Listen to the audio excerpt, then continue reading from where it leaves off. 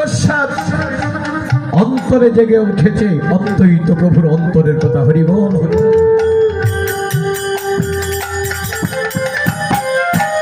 অদ্বৈত প্রভুর অন্তরের কথা যখন হরিদাসের অন্তরে জেগে উঠেছে, এবার সাহায্যের জন্য হরিদাস রওনা হলেন। অনেক সময় লেগেছে সেখানে যেতে, দূর তো আর কম নয়, প্রায় 1000 মাইল দূরে হবে। দীর্ঘদিন পর হরিদাস অদ্বৈত প্রভুর কুটিরে যেয়ে প্রবেশ করেছেন। কুটিরে প্রবেশ করে অদ্বৈত প্রভুর চরণে প্রণিপাত জানিয়ে বললেন, হে প্রভু, তুমি যে এখানে বসে বসে ভাবছো যে ভগবানকে ধরাধামে আনতে হলে সাধন ভোজন করতে হবে, সাধন ভোজন যদি করতে হয় দূষণের প্রয়োজন হবে, সেই দূষণ আমি কোথায় পাবো? এই কথাটা কেহ জানার কথা না হলেও আমি কিন্তু জেনেছি ঠিকই, আর জানতে পেরে তোমাকে সাহায্য করার জন্য আমি তোমার কাছে। অদ্বৈত প্রভু বললেন, হরিদাস, তুমি এসে পড়েছ, বড় ভালো হয়েছে।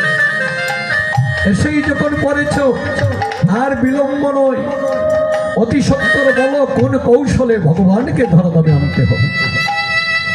কেননা বিপদে পড়েছি, আমি বিপদে পড়েছি, কলির দ্বীপের দুঃখ হেরে, বিপদে পড়েছি, কলির দ্বীপের দুঃখ হেরে, বিপদে পড়েছি, বিপদে পড়েছি, বিপদে পড়েছি, বিপদে পড়েছি, বিপদে পড়েছি, কলির দ্বীপের দুঃখ হেরে, বিপদে পড়েছি, কলির দ্বীপের দুঃখ হেরে, বিপদে পড়েছি। হরি বল, হরি বল, হরি বল, হরি বল, হরি বল,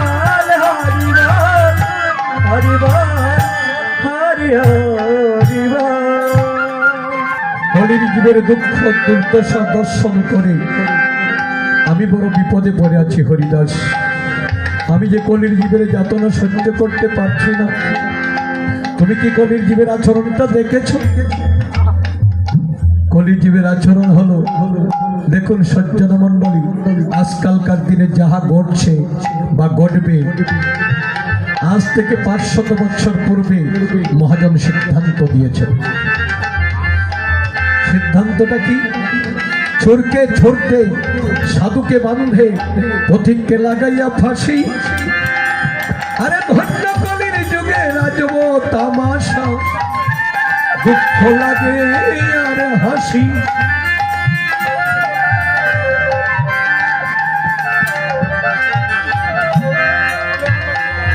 আজকালকার দিনে যা ঘটছে বিচার ব্যবস্থা,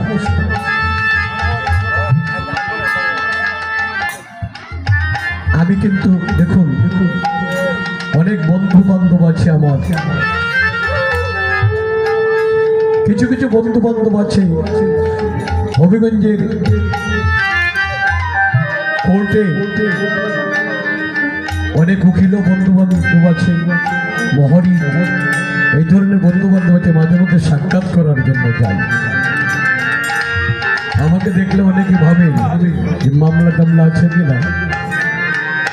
অনেকে জিজ্ঞাসা করে, আরে কীর্তনিয়া বাবু, আপনি কোর্টে কেন, আপনার কোনো মামলা আছে নাকি? না, বলছে না, মামলা নেই, তবে এখানে বন্ধু বান্ধব আছে, তাদের সঙ্গে একটু সাক্ষাৎ করার জন্য আসি। আর কোর্টে গেলে মনে কিছু সাজ জাগে যে কোর্টে যে বিচার হয়, বিচারটা একটু দাঁড়িয়ে দাঁড়িয়ে দেখি। যে কোর্টে বিচার হয় অসংখ্য লোকের ভিড় থাকে, এই ভিড়ের মধ্যে আমিও গিয়ে দাঁড়াই, দাঁড়িয়ে দেখি উকিলগণ দাঁড়িয়ে দাঁড়িয়ে বক্তব্য দিচ্ছে। সাক্ষীর সঙ্গে জেরা করছেন, করতে গিয়ে দেখা যায় যে পক্ষে সাক্ষীর জোর বেশি সে পক্ষেই যায়। উকিলগণের বক্তব্যের উপরে, সাক্ষীর উপরে ভিত্তি করে বিচারক রায় লিখেন। এই যে উকিলগণের বক্তব্যের উপরে, সাক্ষীর উপরে ভিত্তি করে বিচারক রায় লিখেন, রায়ে কি হয়? দেখা যায় যিনি নিরপরাধ ব্যক্তি তিনি ফাঁসির কাছে, আর যিনি প্রকৃত অপরাধী তিনি মুক্তি পেয়ে দিব্য শান্তিতে বসবাস করছেন। এমন হয় না? গ্রাম্য সালিশ বৈঠকে দেখা যায় অনেক সময় এমনই হয়, নিরপরাধ ব্যক্তির শাস্তি হয়ে যায়।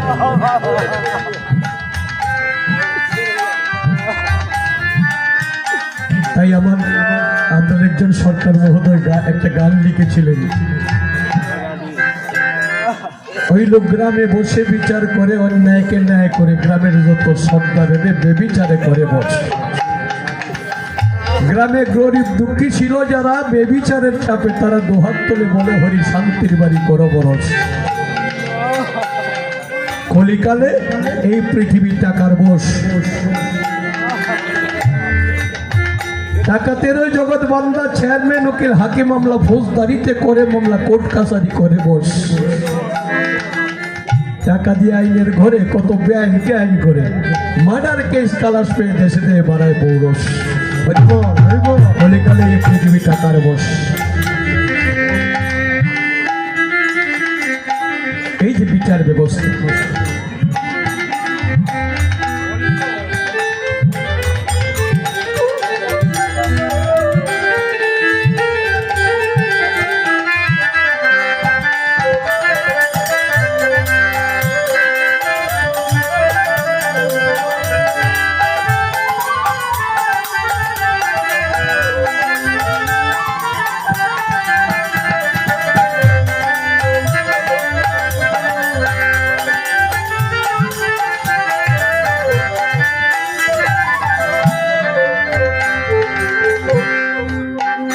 এই সিদ্ধান্তগুলি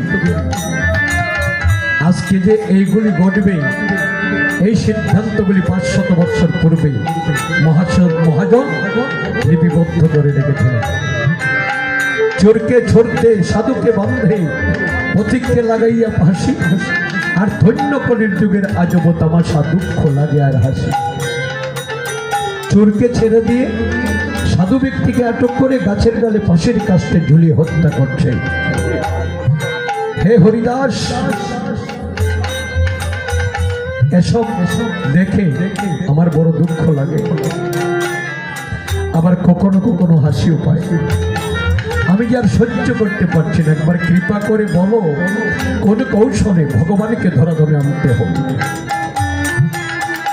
বারবার যখন এই কথা বলেছেন, এবার হরিদাস বলেছেন, প্রভু ভগবানকে কিভাবে ধরাধামে আনতে হবে সেই কৌশল তো তুমি জেনে এসেছিলে, এখন যে তুমি আমার কাছে জিজ্ঞাসা করছো, তোমার কথা শুনে মনে হয় আসলে কলিযুগের দশাটা দর্শন করে তুমি সহ্য করতে পারো না, যার জন্য যে কথা জেনে আসলে এই কথাটাই তুমি ভুলে গিয়েছো। ঠিক আছে, তুমি যখন ভুলে গিয়েছো আমি তোমাকে স্মরণ করিয়ে দিচ্ছি। স্মরণ করা থেকে কি বলেছেন? বিষ্ণু পুরাণের একটি শ্লোক অদ্বৈত প্রভুর কানে বলে দিলেন, তুলসী দলমাত্রেণ জলৈষ্য লোকেন বা বিঘ্নিত সমাত্তানাং ভক্তব্য ভকত বৎস। অর্থাৎ একটি তুলসী পত্র এক গণ্ডুল জলে মিশ্রিত করে যদি প্রতিদিন ভগবান অর্চনা করতে পারি, তার কাছে চিরদিনের জন্য ভগবান ঋণী হয়ে যায়। হরি বল, হরি বল। দেখুন ভগবান কত দয়ালু। আমরা কত কত দেব দেবীর পূজা পার্বণ করি, আর পূজা পার্বণ করতে গেলে কত কত উপাচারের প্রয়োজন হয়, বলে শেষ করা যায় না। দুর্গা পূজা করলেন, কালী পূজা করলেন, যে উপাচারগুলির প্রয়োজন হয় যারা সংগ্রহ করেন তারা বুঝেন কত পরিশ্রম হয়।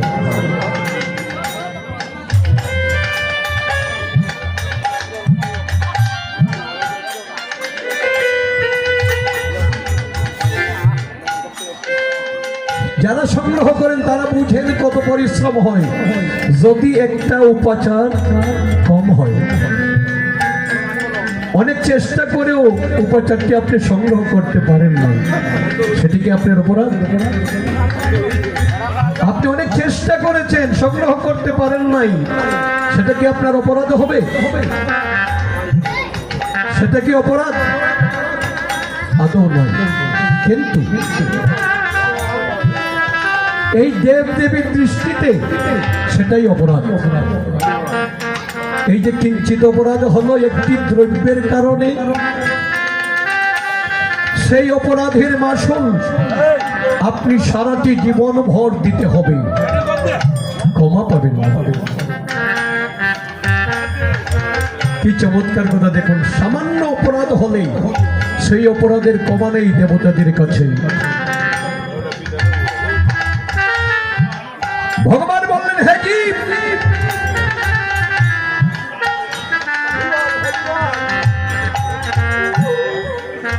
হরি বল।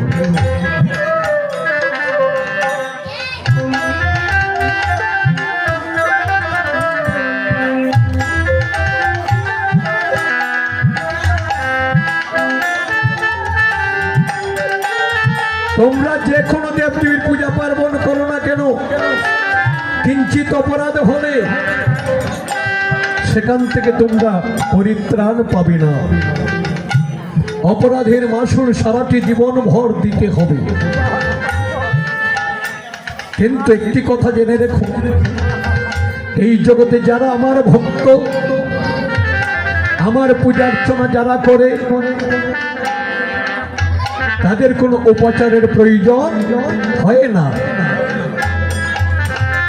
যেমনটি করে শ্রীমদ ভগবদ গীতায় ভগবান শ্রীকৃষ্ণ অর্জুনকে বললেন, হে অর্জুন, আমার শুদ্ধ ভক্ত যদি শুদ্ধ চিন্তে একটি পত্র, একটি পুষ্প, একটু জল যদি পারে, তাহলে একটি ফল ভক্তির সহিত দান করলে শুদ্ধ চিত্ত ভক্তের সেই ভক্তি প্রদত্ত উপহার আমি গ্রহণ করিয়া থাকি। এইভাবে যদি আমার অর্চনা করতে পারে, আমি তার কাছে ঋণী হয়ে যাই। বিষ্ণু পুরাণে বলেছেন না, তারও প্রয়োজন নাই, আরো সহজ করে দিলেন। কেমন করে সহজ করে দিলেন দেখুন, শুধুমাত্র একটি তুলসী পত্র, শুধুমাত্র একটি তুলসী পত্র 2 ফুটা নয়নের জলে চর্চিত করবে। জল তুলসী তারে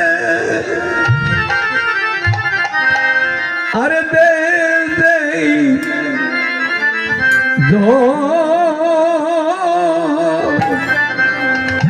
আর জল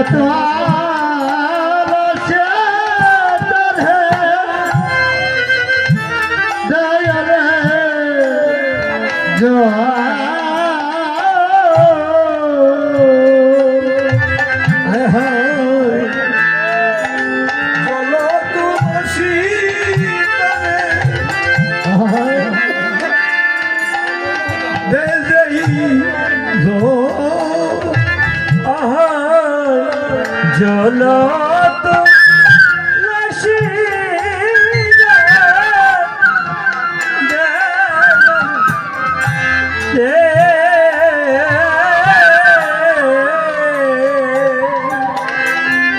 আরে তারিন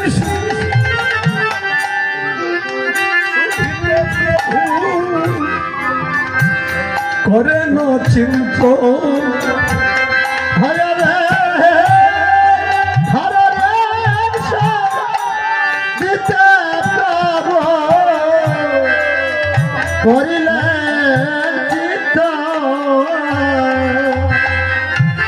আরে তারিন সুধিতে প্রভু চিন্ত হয় রে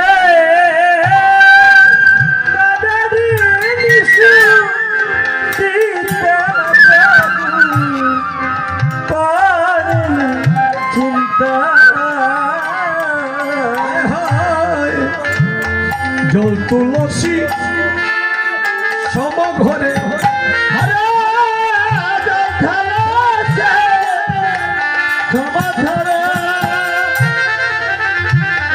নাহি অন্য हरे जल तुलसी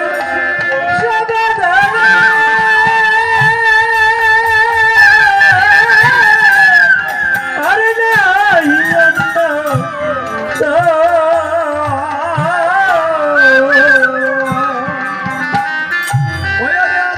বিক্রি করি করে ঋণের সুধ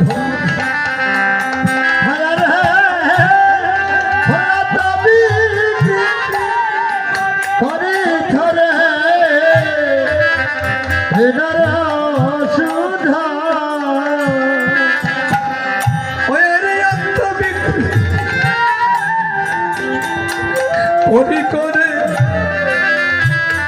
ঋণের শোধন হয়ে রে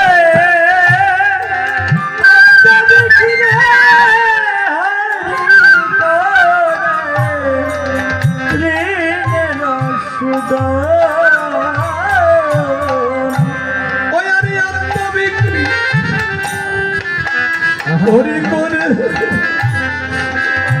ঋণের সুধ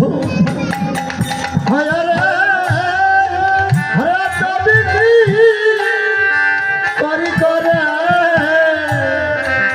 হরিণের সুধ আরে আত্মবিক্রি করি করে ঋণের সুধ হয়ে রে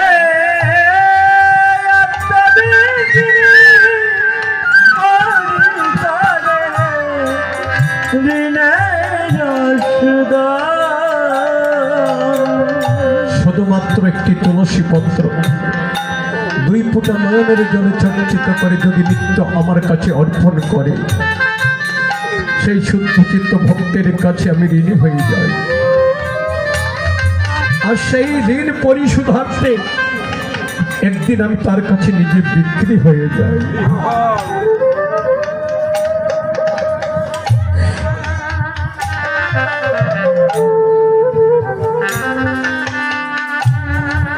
এই কথাটা ভগবান নিজে বলেছেন।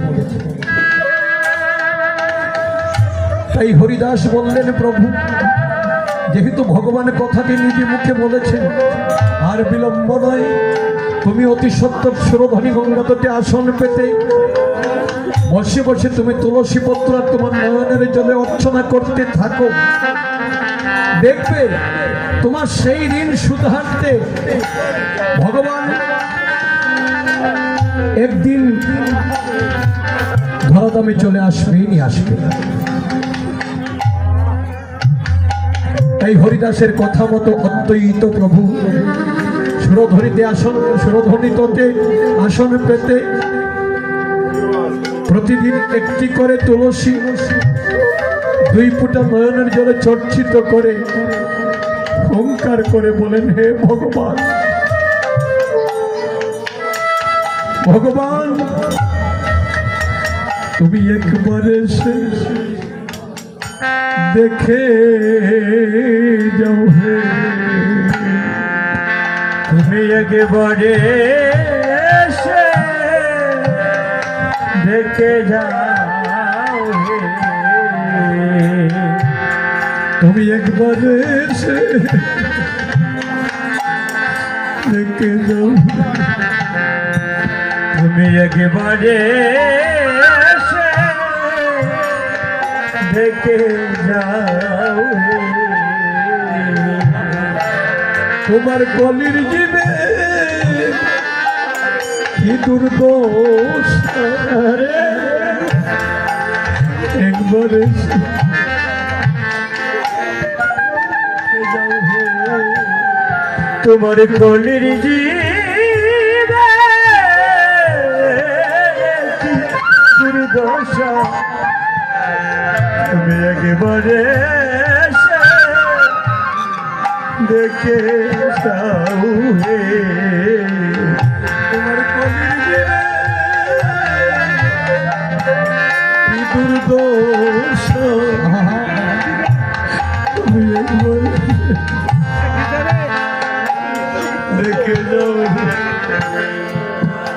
তোমার কলের দিবে দুর্দশা তুমি একবারে এসে দেখে যাও হে কলির জীবে কি দুর্দশা তুমি একবার এসে দেখে যাও। কলির জীবে কি দুর্দশা তুমি একবারে এসে দেখে যাও হে। তুমি একবার এসে দেখে যাও হে। ও তুমি একবারে এসে দেখে যাও হে।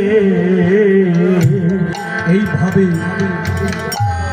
একটি করে তুলসী দুই ফুটা নয়নের জন্য চর্চিত করে হুঙ্কার করে বলেন, হে ভগবান, তুমি তো আমাকে পাঠিয়েছিলে যেন কলিযুগকে ফিরিয়ে এনে আমি একটা পরিবেশ সৃষ্টি করি, কিন্তু আমি চেষ্টা করে দেখেছি কলিযুগের যে দুর্দশা ঘটেছে তুমি ধরাধামে না আসা পর্যন্ত কলিযুগের আর পরিত্রাণ নেই। তুমি হলে কলিযুগের পরিত্রাতা। আর বিলম্ব করো না ভগবান, আমি যে আর কলিযুগের যাতনা সহ্য করতে পারছি না। অতি সত্বর তুমি ধরাধামে আসো। এই বলে তুলসী পত্রটি সুরধ্বনিতে অর্পণ করেন। সজ্জন মণ্ডল এইভাবে অর্চনা করেছেন 14টি বৎসর। 14টি বৎসর অর্চনা করার পর ভগবানের আসনটাই টলে গিয়েছে, আর ভগবান থাকতে পারেন নাই। কি করেছেন?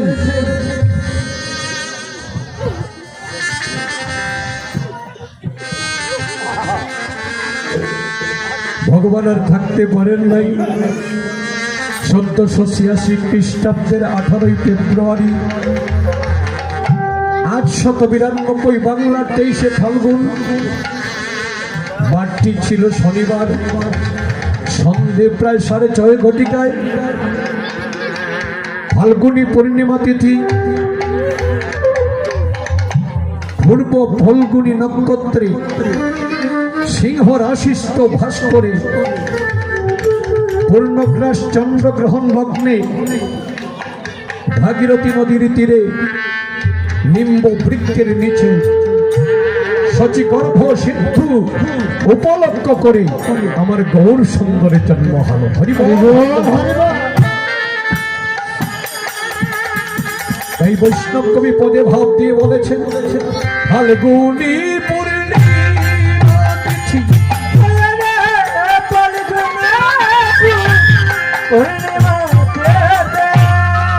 আরে নক্ষত্র ফাল্গুনী, আর বালকনে পর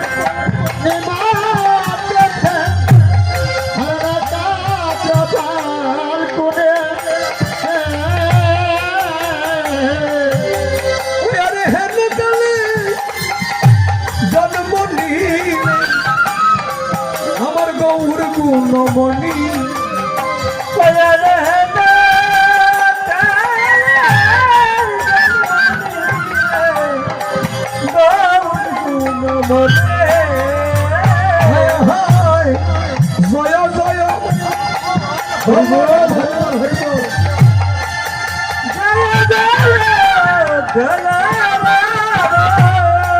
আরে নদী আমো গরে জয় জয়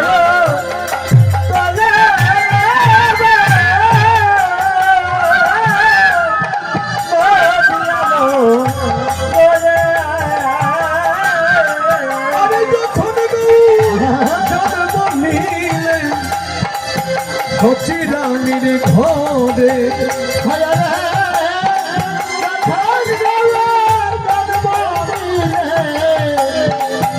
কংসিদানের ঘরে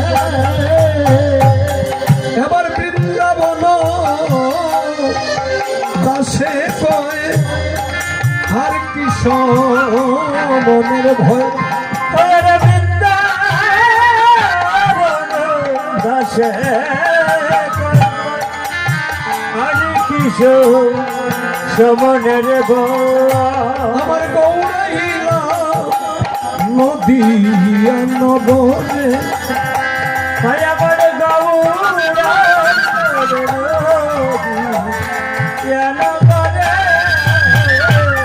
হরি বল হরি বল হরি বল হরি বল হরি বল হরি বল হরি বল হরি বল আর নাই সম্বল হরি বল হরি বল আরে নাই সম্বল হরি বল হরি বল হবে হরি বল হরি বল হরি বল হরি বল হরি বল হরি বল হরি বল হবে প্রেমানন্দে বাহুতে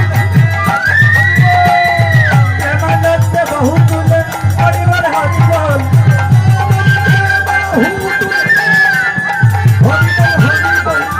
প্রেমানন্দে বহুতুলে হরি বল হরি বল হরি বল হরি বল হরি বল